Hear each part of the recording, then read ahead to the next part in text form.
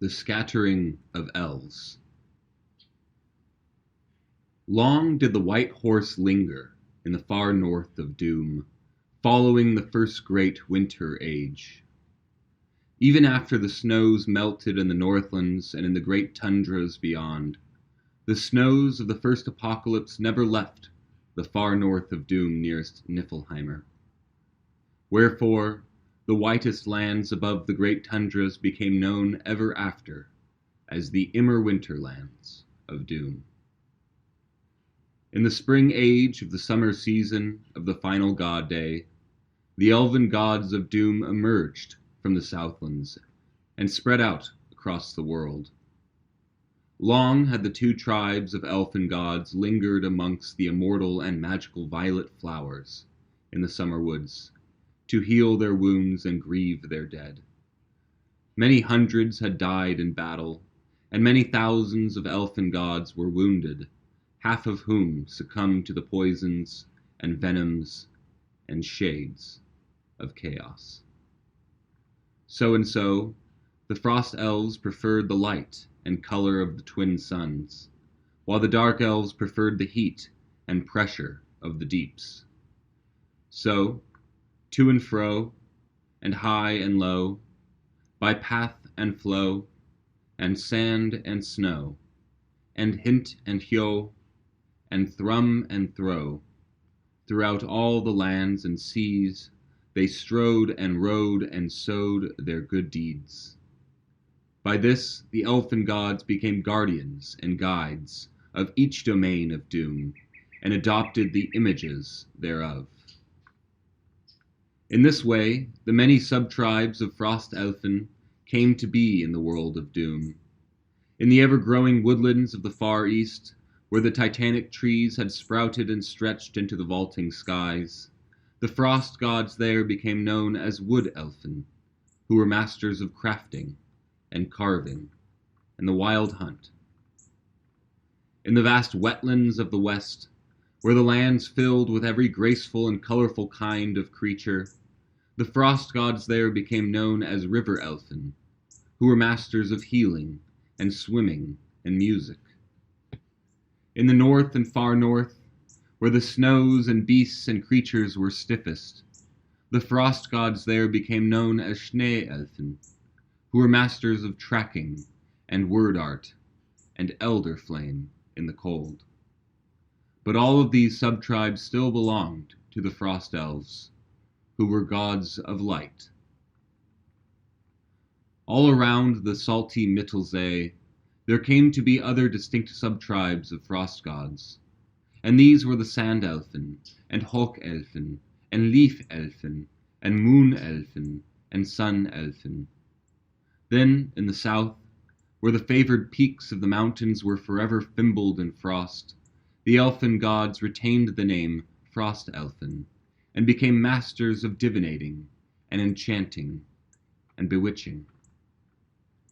Finally, in the southlands called the Summerglades, where the sacred violet flowers burst from the river of truth to fill the sun-blessed stretches, the frost gods there became known as Flower Elfin, because their frosted skin began to bear the lavender tints of summer. The Flower Elfin stayed in the Summerglade because they were the royal gods of the Frost Alfari tribes, whose sparkling light was beyond brilliant, and whose forms were beyond beautiful. So and so, the Dokal Alfari, or Dark Elves, inhabited and protected every place that was rune-lit and wand-lit, and their dwellings were scattered beneath the domains of doom, so that everywhere was safe and nurtured. Thus, many sub-tribes of Dark Elfin came to be in the underworld, and they became yet shorter than their frosted god friends on the surface, who were considered tiny by the standards of other gods. In the north, where subterranean caverns were abundant and vast vermin colonies were expanded upon, the dark gods there became known as Earth Elfin, who were masters of warcrafting and earthing and drumming. In the south, where the frost-tipped mountains shielded the summerlands and bore many caves and underground rivers, the dark gods there became known as Stone Elfin, who were masters of lithomancing and fire dancing and engraving. Within the eastern range, where the tallest peaks of doom scraped the lowest vaults of the heavenly dome, and where the great vermin of chaos were born in great number, the bowel-like wormholes stretched farthest and deepest into the underworld. Many caves and caverns and catacombs and crevices and cavities and cellars and crypts and clefts and cracks of every size there were, and all of them became the domains of the many dark elfen. These sub-tribes were the fire elfen and night elfen and rock elfen and deep elfen and shadow elfen and grey elfen and gloom elfen and more. Then the royal gods made their domains in the innards of the tallest summit, which they called Mount Easter. These royals retained the dark elfin name and became masters of stone crafting and shadow hunting and rune scribing. But all of them still belonged to the tribe called Dark Elves, who were gods of shadow. And all around the lands of doom, in the seven seas and along their countless shores, there came to be other distinct kinds of dark gods.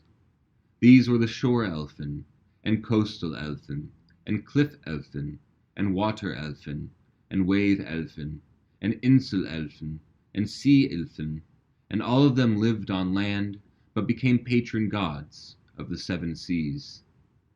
Wherefore, all the lands and seas became protected and settled by the many tribes of elfin gods who nurtured the nature of doom. So it was, the world of doom became a world of boon during the spring age of the great summer season, and life was protected by the many tribes of dark elves and frost elves, who swore with words to ensure the prophecy of Immerspring.